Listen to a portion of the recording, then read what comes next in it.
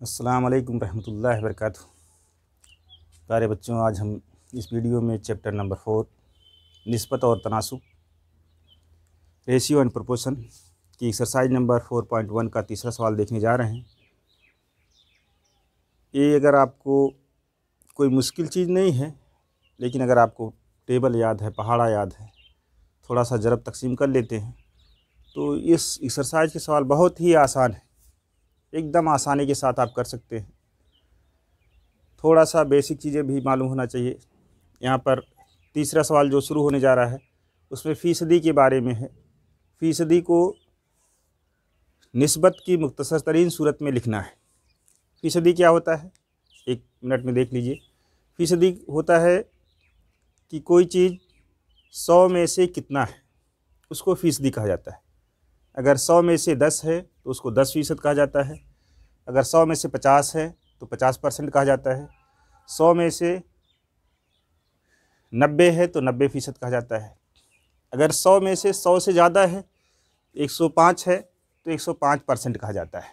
ये लेकिन कोई चीज़ ऐसी नहीं होती है कि एक जितना परसेंट हो, 100 से ज़्यादा परसेंट नहीं होता है, लेकिन मुबालगे के तौर पर लोग कहते हैं कि ये बात जो है 200% सही है, 150% सही है, यानी कि 100% से भी ज़्यादा, एकदम पूरे यकीन के साथ कहते हैं। तो ये परसेंट जो है या फ़ीसदी जो है वो क्या है, 100 में से कितना है, उसी को बताया गया है। तो यहाँ पर आपको तीसरे सवाल में कहा गया दर्ज झेल फ़ीसदी को मुख्तसर तरीन निस्बत की सूरत में लिखिए। निस्बत की सूरत में लिखना है। कुछ निस्बत में लिखा हुआ है लेकिन उसको मुख्तसर करना है।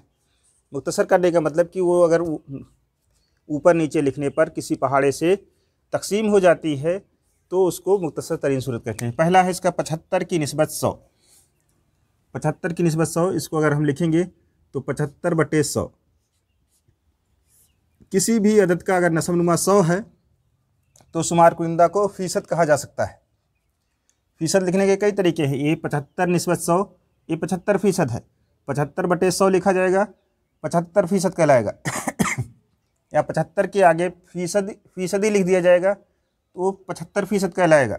या 75 के आगे फ़ीसद की अलामत लगा दी जाएगी, तकसीम की तरह से रहेगी लेकिन थोड़ा सा आड़ी करके रहती है, तो उसको फ़ीसद कहते हैं। अब ये देखिए, इसको मुख्तसर करना है। किस टेबल में 100 और 75 आता है वो आपको पता होना चाहिए। अगर ये आप पता कर ले जाते हैं तो आसानी के साथ आपका सवाल हल हो जाएगा। यहाँ पर 5 है इकाई के मकाम पर और यहाँ पर 0 है, तो हमको मालूम है 5 और 0 जिस अदद के इकाई के हिंदसे पर आएगा वो 5 की कसौटी में बैठता है। तो 5 की कसौटी में बैठेगा तो आप ये 5 से कट जाएगा। 5 के पहाड़े से अगर आप इस तरह से नहीं कर पाते हैं तो 75 को 5 से कहीं अलग तकसीम कर लीजिए। कितना खारिजे की समझ आता है वो लिख दीजिए। देखिए 75 को काटते हैं 5 से तो 5 × 5 कितना बचेगा, 2 बचेगा, 25 हो जाएगा। 5 × 5 = 25। और 100 को काटते हैं तो 5 दूनी 10, 0, फिर 5 से कटेगा, 5 × 3 = 15 और 5 × 4 = 20। एक मुफर्रद अदद आ गई है, इसलिए 3 के पहाड़े में अगर 4 आएगा तभी कटेगा, नहीं तो नहीं कटेगा। तो ये बराबर हो जाएगा आपका 3/4। तो ये बराबर हो जाएगा 3 की निस्बत 4। मुख्तसर तरीन सूरत को निस्बत में लिखना है, ये आंसर हो जाएगा आपका 3 की निस्बत 4। फिर इस तरह से दूसरा इसका है, लिखेंगे इसलिए 44/100। अब 4 के पहाड़े से भी 44 कटता है और 4 के पहाड़े से 100 भी कटता है, अगर ये आपको मालूम है तो। नहीं तो 2 के पहाड़े से काट लीजिए। हम 4 के पहाड़े से काट रहे हैं, 4 × 1 = 4 और 4 × 1 = 4। 4 दूनी 8, 2 बचेगा, 20 हो जाए, 4 × 5 = 20, यानी 4 100 के 4 हिस्से किए जाएंगे तो 25 आ जाएगा। तो ये 11 आ गया और ये 25। 11 मुफरद अदद है, 11 के पहाड़े में 25 नहीं आता है, इसलिए जब जो है मुख्तसर करना बंद कर दिया जाएगा। 11/25 हो जाएगा। इसको लिखा जाएगा बराबर 11 की निस्बत 25, 11/25।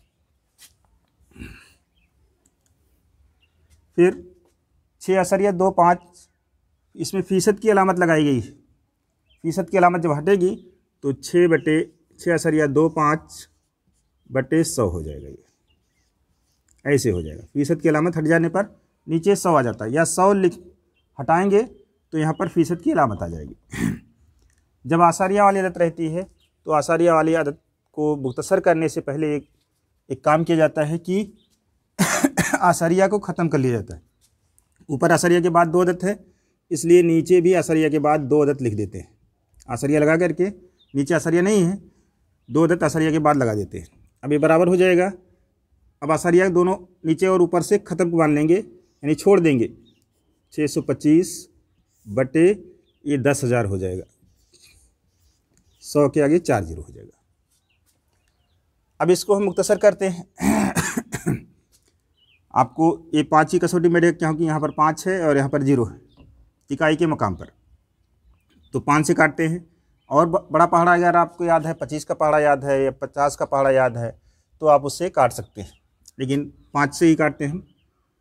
5 का 1 कटेगा तो 5 का 5 होगा, 1 बचेगा 12 हो जाएगा, 5 दूनी 10, 2 बचेगा 25 हो जाएगा, 5 बच्चे 25। फिर जब इसको 5 से काटेंगे तो 5 दूनी 10 और 3 जीरो, ये 10 कट जाएगा, 3 जीरो बचेगा तो उसको उतार लिया जाएगा। फिर 5 से कटेगा, 5 दूनी 10, 2 बचा 25 हो जाएगा, 5 बच्चे 25। फिर 5 से इसको काटेंगे, 5 चौका 20 और 2 जीरो बच रहा है, ये भी कट जाएगा। नीचे उतार लेंगे तो कट गया। फिर 5 के पहाड़े से 5 बच्चे 25, फिर 5 अट्ठे 40, 1 जीरो बच गया। फिर 5 का 5, 5 का 5, 3 बचेगा और 5 छंग 30, ये बराबर हो जाएगा 1 बटे 16।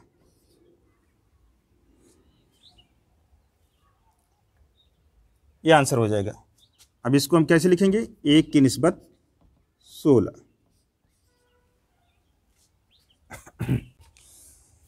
चौथा हिस्सा है 52 की निस्बत 100, लिख लेंगे, इसलिए 52 बटे 100 किस पहाड़े में आता है? 2 के पहाड़े से कट जाएगा, 2 दूनी 4, 1 बचेगा, 2 छंग 12, 2 पच्चे 10, 1 जीरो बच जाएगा। फिर 2 से कटेगा, 2 1 का 2, 2 तियाँ 6, फिर 2 दूनी 4, 1 बचेगा, 2 पच्चे 10, 25, बराबर हो जाएगा 13 बटे 25। इसी को लिखेंगे 13 की निस्बत 25, ये आंसर हो जाएगा। फिर लास्ट में दिया गया 0.64%, इसको लिखेंगे, ये बराबर हो जाएगा 0.64 बटे 100। फीसद की अलामत हटा देंगे, बटे 100 हो जाएगा। इसको भी ऐसे ही करेंगे जैसे लिखा जाता है कि आसारिया को हटाने के लिए क्या करेंगे, यहाँ पर एक आसारिया लगा के 0 बढ़ाएंगे और ऊपर आसारिया के बाद 2 जीरो है, 2 अदद है, इसलिए नीचे भी आसारिया लगा के 2 जीरो लिख देंगे।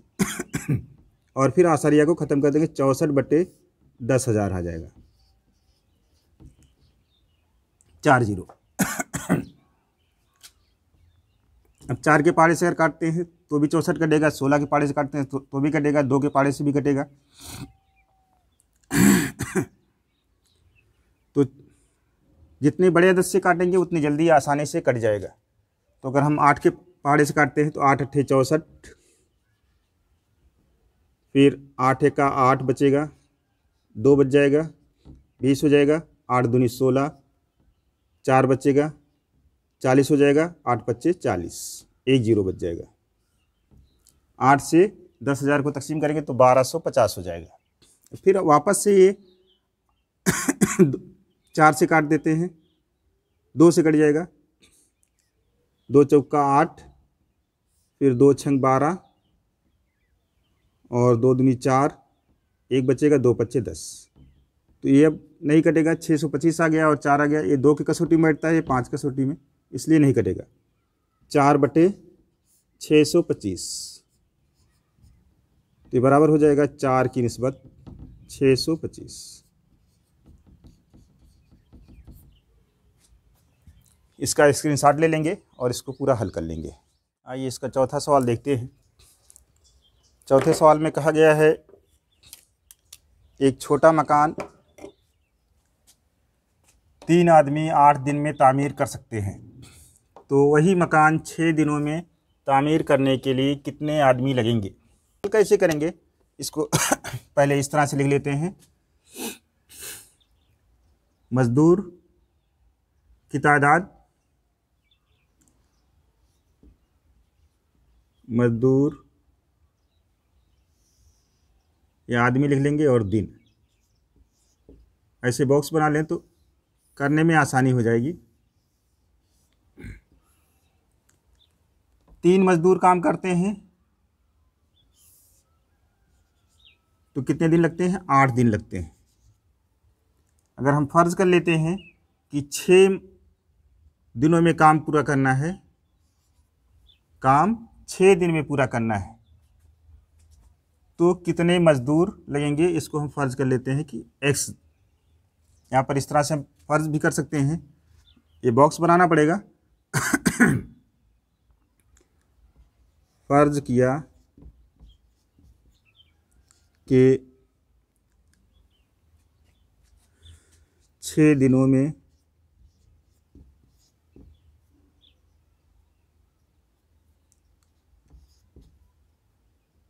मकान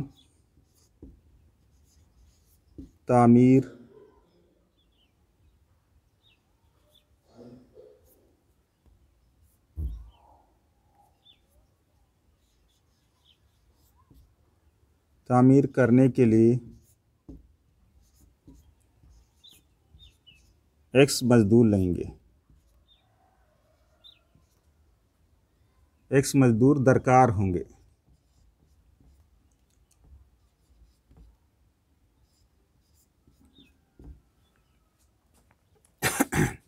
क्या कहा गया है कि 3 आदमी जो है काम करते हैं तो 8 दिन में लगता है, लेकिन मकान को जल्दी बनाना है तो आदमी इसमें ज़्यादा बढ़ जाएंगे। यहाँ पर देखिए इस तरह से बॉक्स बनाएंगे, मजदूर लिखेंगे, कितने मजदूर लगते हैं, दिन। 3 मजदूर काम करते हैं तो 8 दिन लगता है। अब कहा गया, दूसरी शर्त में कहा गया कि 6 दिनों में काम मुकम्मल कराना है तो x मजदूर लगेंगे। इसमें क्या है, देखिए जब मजदूर कम रहेंगे, यानी कि ज़्यादा दिन में अगर घर तामीर होगा तो मजदूर कम रहेंगे, और जब कम दिन में घर तामीर कराना है तो मजदूरों की तादाद बढ़ेगी। तो इसमें यहाँ लिखा जाएगा कि इसमें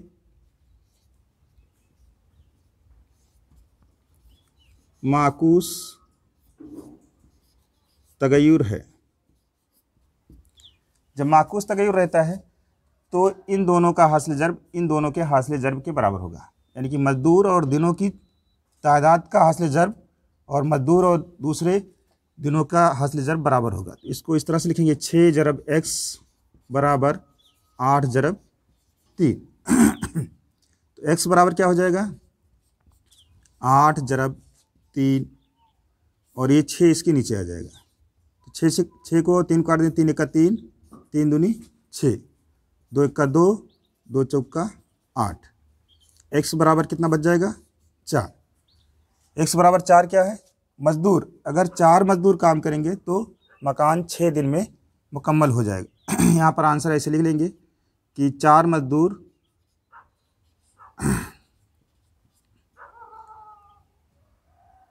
मकान को 6 दिन में मुकम्मल कर लेंगे। ये आपका आंसर हो जाएगा।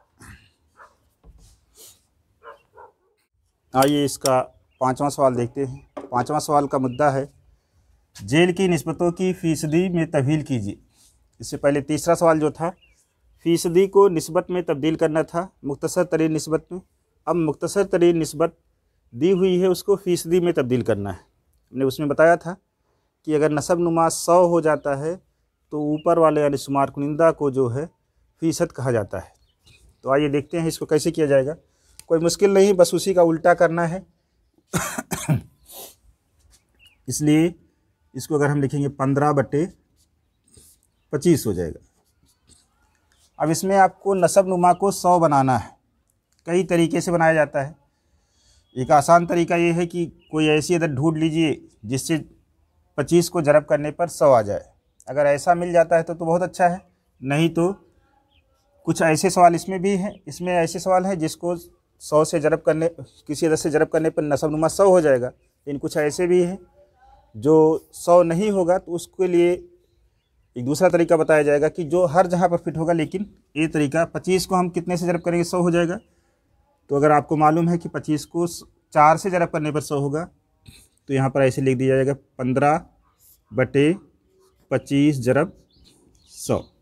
नीचे 4 से हम जरब कर रहे हैं, 25 जरब 4 से नीचे जरब कर रहे हैं, इसलिए ऊपर भी 4 से जरब कर देंगे।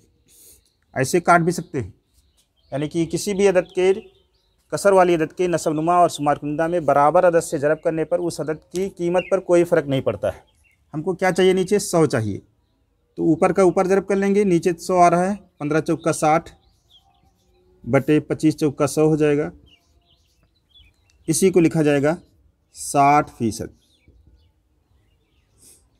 ये फीसद में तब्दील हो। इस तरह से इसको भी लिखेंगे, इसलिए 47/50।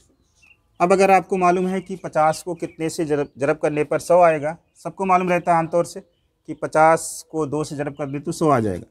तो इसमें हम 2 से जरब कर लेते हैं, 47/50 लिख करके 50 को 2 से जरब करते हैं, यानी नसबनुमा में 2 से जरब कर रहे हैं, इसलिए शुमार कुनिंदा में भी 2 से जरब करना पड़ेगा।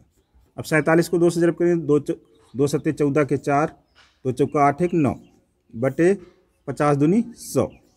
नसबनुमा 100 आ गया, तो शुमार कुनिंदा को लिखा जाएगा फीसद, 94% हो जाएगा। ये आसान है शुरू के।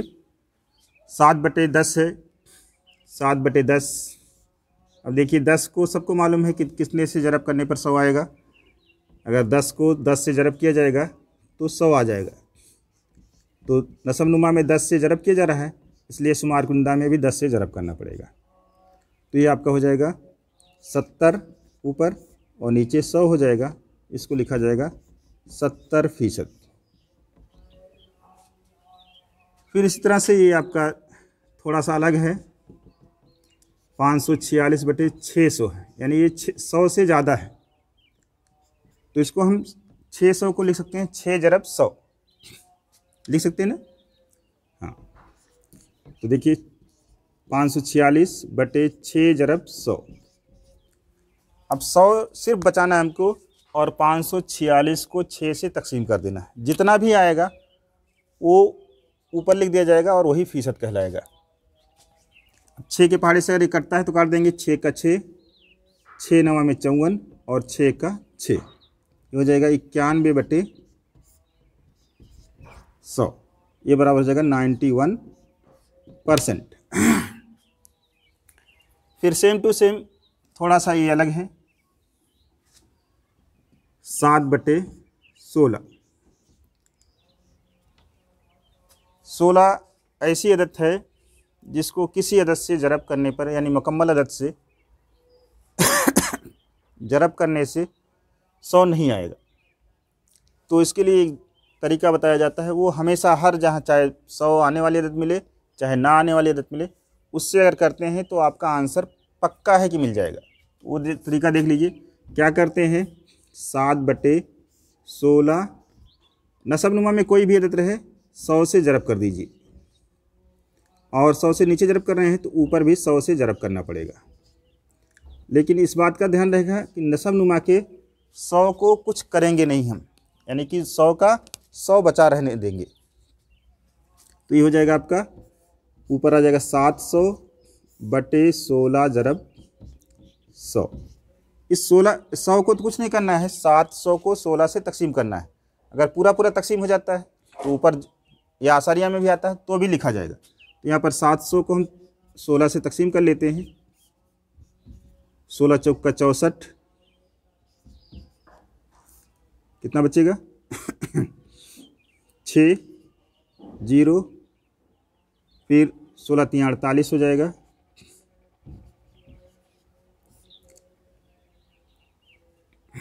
अगर 16 का पहाड़ा नहीं याद है, थोड़ा सा आसानी करने के लिए आप ऐसे कर लीजिए। इसको पहले 2 से कटेगा 700, या 4 से कटेगा 700, तो 4 चौका 16, 4 1 का 4, कितना बचेगा 3, 30 हो जाएगा। 4 सत्ते 28, 2 बचेगा, 4 पच्चे 20। जब 4 से इसको काट देंगे, 4 चौका 16 हो जाएगा और 175 हो जाएगा। 175 को 4 से तकसीम कर लेंगे, ये आसान हो जाएगा। 4 का पहाड़ा सबको याद रहता है। 4 चौका 16, 1 बचेगा, 15 आ जाएगा। 4 तियाँ 12 आएगा, उतना ही कैसे भी करेंगे। फिर 3 बच जाएगा, 0 उतारेंगे, आसारिया लगाएंगे क्योंकि ऊपर कोई अदद नहीं बच रही है इसलिए आसारिया लगा के 0 उतारेंगे। 4 सत्ते 28, 2 बचेगा, 0 बढ़ाएंगे, 4 पच्चे 20, ये आ जाएगा आपका 43.75/100।